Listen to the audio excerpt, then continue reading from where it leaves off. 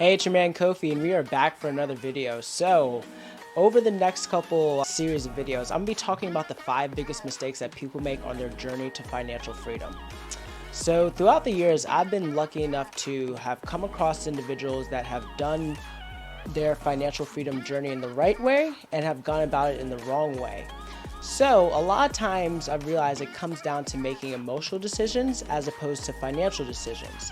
So, I'm going to be blessing you guys with the 5 biggest mistakes that I see that people make on their journey to financial freedom.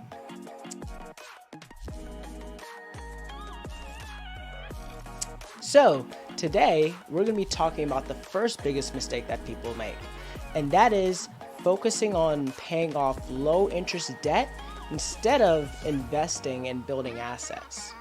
So I totally understand, you've worked your butt off super hard through school, probably taken out a little bit more loans than you should have, and now you got this mountain of debt over you, and whenever you go out for a date, all you can afford is the free bread and the ice water.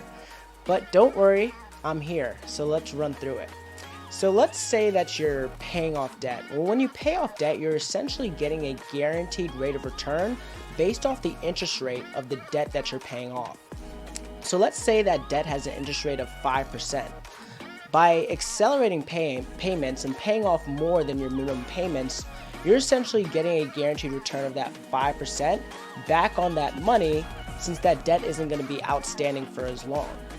So when you do that, and again, it may seem like a pretty good idea, but it does come with a cost. There's an opportunity cost.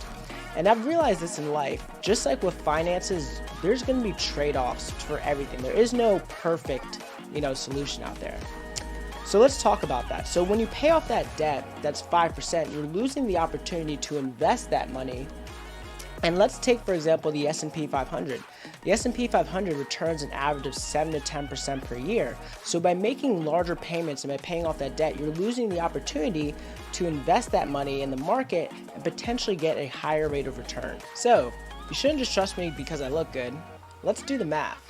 So let's say that you have a $100,000 loan with a 5% interest rate and you have minimum payments of $500 a month. So if you make those minimum payments, it's going to take you around 431 months or 36 years to pay off that loan. And you'll spend around $115,000 rounded just on interest.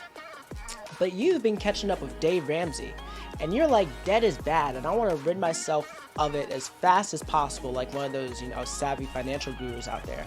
So instead, you decide to make payments of $2,000 a month. Well, now if you do that, it'll take you about 57 months to pay that off, or 5 years, and you'll spend around $12,000 in interest, saving you about $103,000 that you would have spent on interest with the first method, or the minimum payment. So now you can go ahead and justify that new Porsche to your partner. But again, there's an opportunity cost we're losing out on. So let's look at what would happen if you took those extra payments and actually invested them. So let's say you take that $1,500 and you put it into for example, the S&P, which returns around, again, 7 to 10% per year. And let's say you're getting an 8% rate of return on that money. So you make your minimum payments on your debt. It still takes you 36 years, but after 36 years, your $1,500 payments that you have been investing have grown to around $3.781 million. Now, instead of saving about $103,000, you've essentially made around $3.6 million. So it's super important to understand what the opportunity cost is whenever you're making different types of financial decisions. So again, going back to paying off low interest debt, whether it be like student loans or potentially like a home or any other type of debt that's relatively low interest, you always want to look at that interest rate and compare it to like potentially another asset or another investment that you could be getting a rate of return on, and then make the best decision based off the opportunity cost. Again, investments do have some risk to it. It is, on average, for example, the S&P, you're getting a 7 to 10% rate of return, but that's not guaranteed. So with typically like higher interest debt, when it gets into like the 6 or the 7s, I usually say, yeah, it's a good idea to pay it off because it still is a guaranteed rate of return on your money by paying off that debt. But you never want to make a decision without understanding and weighing the pros and cons. So I hope this was helpful, and we'll be coming back soon with another video around the second biggest financial mistake that people make on their journey to financial freedom.